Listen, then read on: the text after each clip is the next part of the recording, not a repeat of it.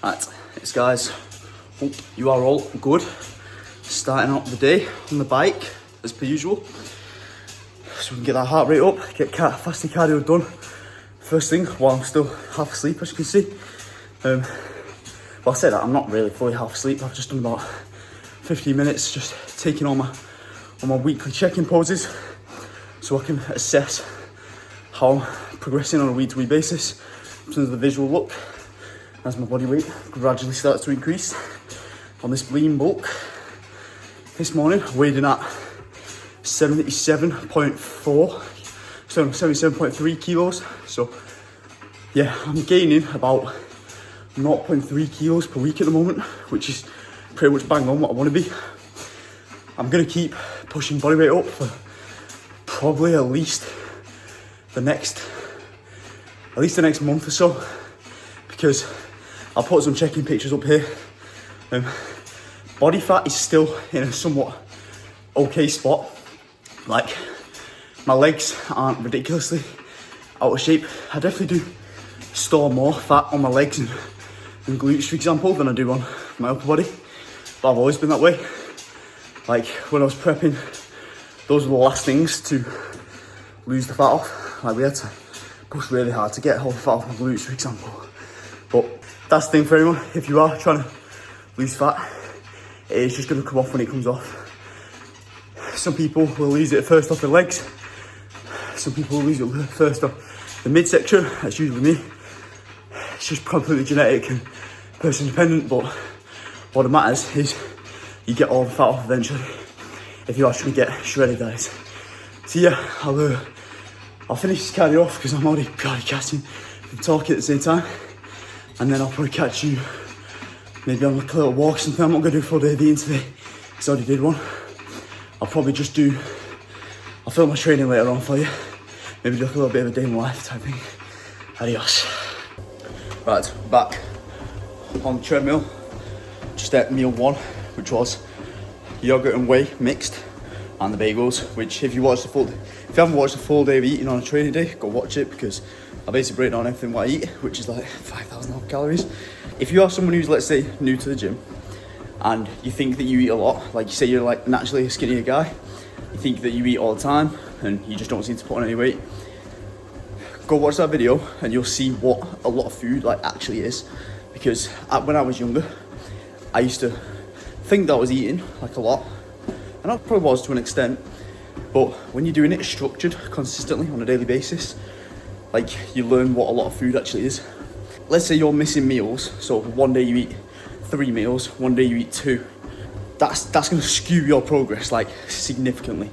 You need to be consistent. You need to have a set plan, or even if it's a set amount of macros, you need to be hitting that on a daily basis.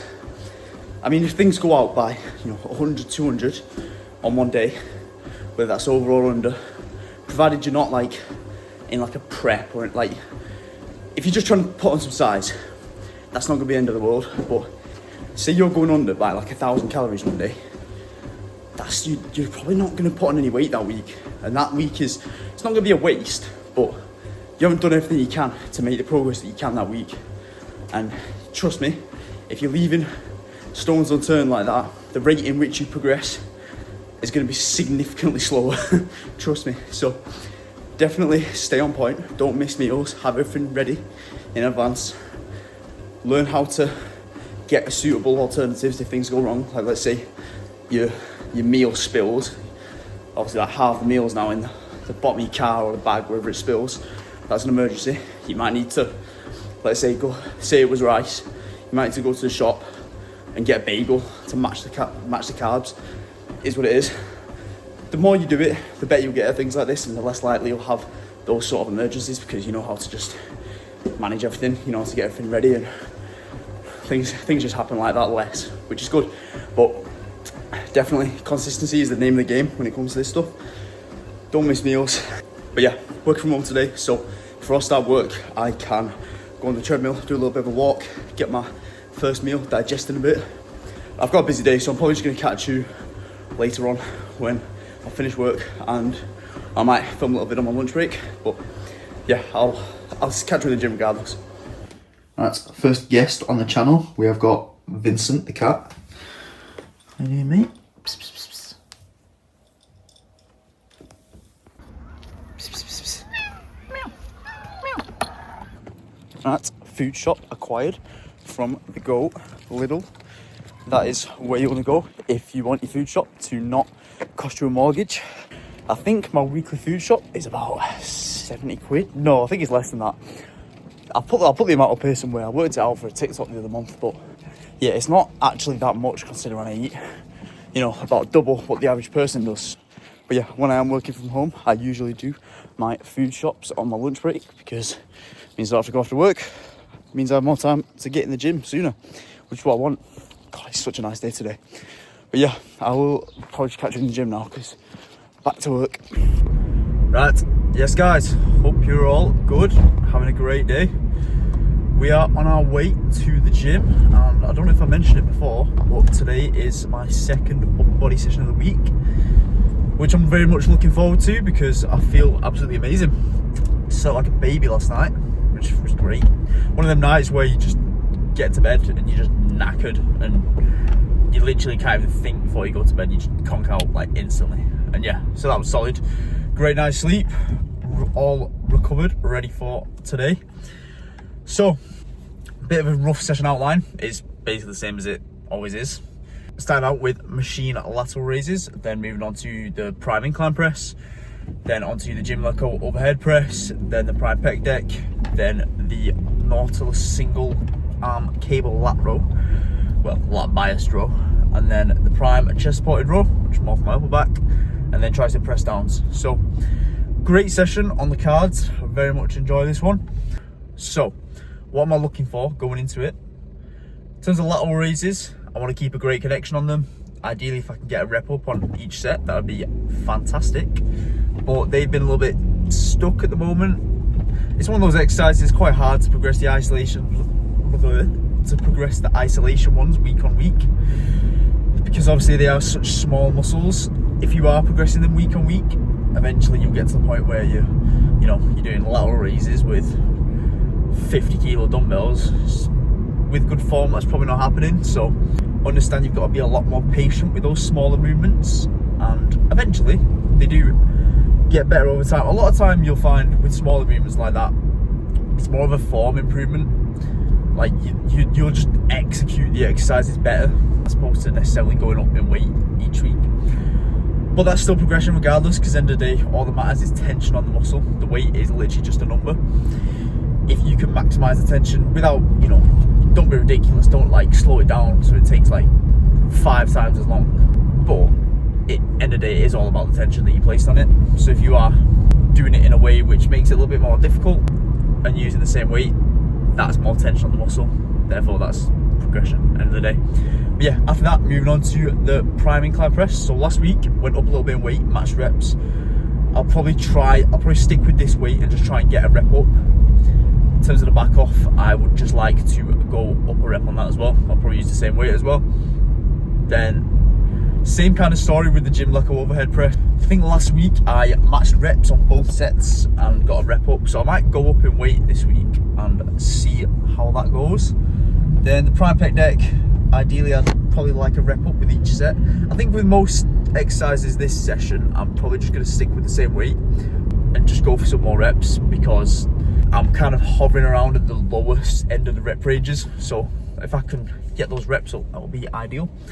And yeah, same sort of thing with the last 2 exercises. So the chest supported row and the tricep press down, just like more reps on those. In terms of like a brief sort of topic to cover, you want to be sticking with the same exercises. Like you'll notice with all these YouTube vids that I put out, I'm going to be doing the same exercises basically every week, pretty much. Reason being is when let's say you put in a new exercise into your program, for the first maybe like 8 weeks or so of that, all you're doing is learning the movement. So those like initial progressions, like you might notice, I'm getting really strong quite quickly on this. Why is that? It's because you're just learning how to do the movement properly. It's a skill end of the day. So the real progress tends to start maybe after that 8 week mark or so. Obviously it depends on the exercise, depends on the person, etc. But what you probably heard in the past is change your program every 12 weeks or 8 weeks or whatever the number is. what's going to happen if you do that is you're just going to have to constantly learn new movements over and over again. When you get to the point where those initial strength gains have like plateaued, that's when any progress you make from that point, that's when it's true adaptation from the muscle, as opposed to just adaptation from like the skill acquisition of the movement. So yeah, bear that in mind. I have done the same exercises for years. Like, I'll put up like an old RDL set here from maybe like 3 or 4 years ago, and then I'll put one up from yesterday, or well, by the time this goes out, it'll be like last week probably. But yeah, same exercises, just done better with a lot more weight, and that's what builds muscle in the day. Like, my back then versus my back now, you see the difference, and that's literally from doing the same exercises but just doing them better over time consistently. So yeah, definitely don't chop and change your exercises like that. I've probably mentioned this in another video, but it's such an important point that a lot of people get wrong, really, which is understandable because there's so much shit out there that there's like you're being told 1,000 things at once. What I would say is success leaves clues. If you look at anyone with a substantial amount of muscle, they've probably done the same exercises for years, gotten really strong at them, gotten really good at them, and as a result, they built a lot of muscle. So don't overcomplicate it, just kind of copy what people who are really good at it do to an extent. Obviously there are, you know, nuances to that. You don't need to copy their exact diet or their exact training program, but if you look at kind of what they've done over time to build muscle, it leaves clues. Anyways, I'll catch you in the gym. Have a good one. Right, getting into the session, I started out with my usual rotator cuff warm-up exercises done on the cables. Then, as usual, moved on to the machine lateral raise, but all the footage I've got of that is shocking. I'm hardly in the frame for any of it, and other people are, so I don't want to put them on my YouTube. So the first clip I'm going to show is the prime incline top set. I went up in weight on this, but I did drop a rep. I added a 1.25 each side, so next week the goal is to get the full 6 reps with the same weight.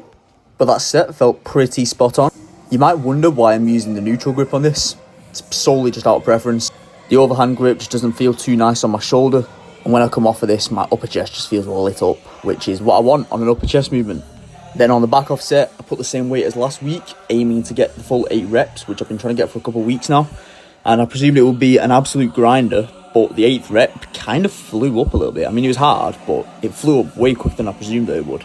And I think because I got that excited about it, I just didn't go for the 9th, which is a bit backwards, but I don't think I would have got the 9th, to be in all fairness. So it's probably a good thing that I didn't attempt the 9th.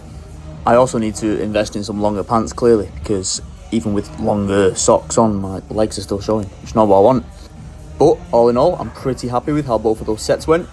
Definitely want to be trying to get this closer to 2.5 plates on the top peg by the time I start dieting again, which will be probably about a month or so. No, probably closer to a month. But it won't be a full show prep, it'll just be a mini kind of diet, just to pull a little bit of body fat off, reset my appetite and insulin sensitivity, all that jazz. And then push up again, most likely to well over like 84, 85 kilos.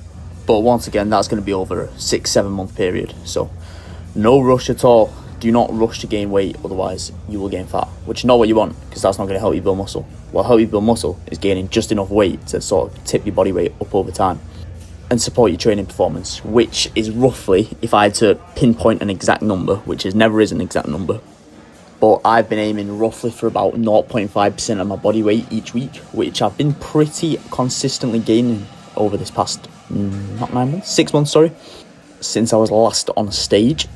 But back on topic, Jim Leco overhead press, 2 sets on here, and on these, with the top set, I added a little bit of weight, matched the reps that I did last week, and with the back off set, I added a little bit of weight also, but I dropped a rep, which is not ideal, but next week I will get it, so it's not an issue. But it's definitely feeling a lot better this week, which is a win in and of itself. In all fairness, this shoulder press has always felt really good just because it's a great shoulder press. It converges, which is exactly what you want, and the resistance profile actually gets a little bit more difficult when you are locking out, which is also what you want for shoulder presses. When the resistance is a little bit more heavy, let's say in the stretch position, when you're starting the rep, that's going to bias a little bit more of your chest. Whereas when it is a little bit more difficult in the shortened position, that's going to bias more of your shoulder. So it's definitely good to incorporate machines that will allow you to do both If you have access to them, that is. If not, it's literally not a big deal. Just get strong at any sort of shoulder press and chest press. Then we're moving on to the pec deck. I did 3 sets on here, but I've only shown 1 because they're long sets and we'll be here all day if I show you all of them. They're all kind of similar anyway, similar rep ranges, just slightly tapering the reps up as the sets go on and tapering the weight down, and just really trying to focus on driving my elbows together to complete the rep as opposed to driving my wrists together, which is easier said than done, but that is the function of the pec, to basically bring your arm across your body, not your hand across your body. So if you see people doing this exercise with really bent arms, all they're doing is leaving range of motion on the table, which isn't the end of the world. They'll still make progress, but they could maybe make a bit more progress if they did the full range of motion. And if you haven't watched any of my other previous videos of this session, the reason that I don't actually hold on to the handles is because I noticed when I did do it that way, my shoulders would definitely feel a little bit like sharp. I could get like a sharp pain as I sort of get into the full stretch position of the movement. And I found doing it this way just completely takes away that shoulder pain. And when I come off the movement, my chest is on fire, which is what you want. You shouldn't necessarily train for the sensation of the muscle that you're working being on fire, but it should just happen as a byproduct of you setting the exercise up correctly. So having the right seat height, having everything aligned, and actually executing the movement properly. So keeping your posture throughout, not allowing other muscles to take over when the set becomes more difficult as you're approaching failure. If you're doing all those things, you should get a pump by default, unless you're like in the back end of a diet or contest prep, for example. But if you've ate a good amount of food and drank a good amount of water, so you're adequately hydrated throughout that day, then you shouldn't have an issue getting a pump. If you are, then there could be an issue with your training, or maybe you are dehydrated in ways in which you don't necessarily know. So you may need to include more sodium and potassium in your diet, possibly, but you could probably just take an electrolyte supplement and that should probably resolve that issue if that is the underlying cause of you not getting a pump. But once again, just to reiterate, don't try and purposely get a pump. Just do the exercise properly and the pump should happen as a byproduct of that. Well, moving on to the single arm cable lat row. So I did 3 sets on here, but I've only shown 1. I much prefer doing these single arm, mainly because it allows me to align my posture and everything so that I am fully biasing my lat and that my biceps don't take over the movement. It does mean that the session takes a little bit longer, but if it means that my lats are going to grow more, I'm completely fine with that. And in terms of rest time in between both of those single arm sets, I don't go too long. I probably take maybe a minute at max. However, in between the sets on this session, and even with these upper back rows, which are shown here, I definitely did not take enough rest time. I probably took maybe 20 seconds, if that, in between each of these single arm cable lat rows. And I probably took maybe a minute in between both of these chest supported rows, which I definitely need to normally take more. I usually take closer to 3 to 4 minutes. So as a result, I think I dropped like half a rep on both of these sets on the chest supported row and dropped like half a rep on the final 2 sets of the single arm cable lat row, which is not ideal, but given the fact that my rest times were cut short a little bit because I got into the gym a little bit too late due to just being stuck at work, I just had to get done what I could get done in the time. What I probably should have done was maybe chop 1 set of the single arm cable lat rows off, just to buy me a bit more time throughout the other 4 sets of all the back exercise that I was doing in this session, which would have meant that I could have rested for a little bit longer and gone into these sets a little bit fresher, which would probably meant I would have performed better and, if not matched reps, maybe gone up reps, which would have been great. But still took them to failure regardless and had productive sets, I would say. Then, as usual, I finished off with the tricep press down, but the cable that I normally do this press down on has vanished, aka it's been sold or it's gone somewhere, whether it's in the back in the storage, I don't know, but it's not available for use wherever it is. So I did this on a different cable which has a back support on, which I'm just showing you the last set I did on this because the first 2 sets I did normally as I would facing the cable, but this one I tried doing it braced against the back pad and it did feel a little bit better. So I am going to keep doing it like this going forward so I can brace against that back pad. But this all felt good, just trying to keep my chest proud throughout this and only allow the movement to take place at my elbow. But as it gets more difficult, that elbow does want to move around, so that is a working point for me. But that is the full session. Right, yes guys, hope you're all good. Gonna do a little session wrap-up video here while I tick off maybe 5 to 10 minutes of steps after my session, of course.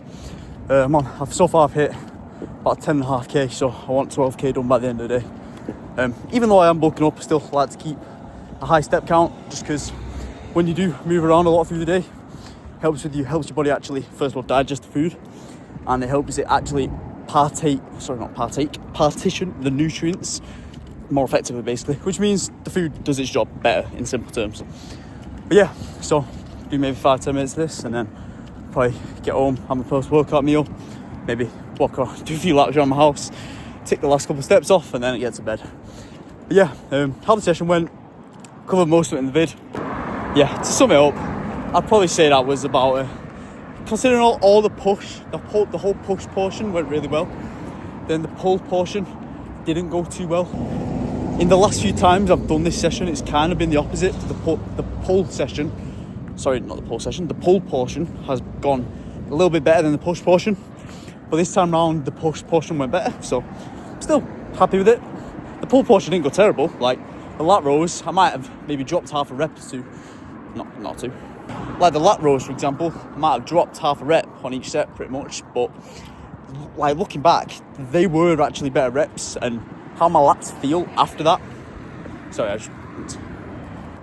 And how my lats actually feel after that set, the connection I got was quite significantly better than it has been the last previous weeks. I don't even feel my biceps at all, which is what you want after doing a back movement. You shouldn't feel your biceps really. If you do, then it probably means that your biceps are taking over, which could mean that you're either lifting too much weight or maybe you're just pushing too hard, which isn't a bad thing. You should, if you do feel your bicep, it isn't the end of the world really. As long as you have still taken your back to failure and you still feel your back, it's not the end of the world. But yeah, probably 7 out of 10 session, pretty happy with it.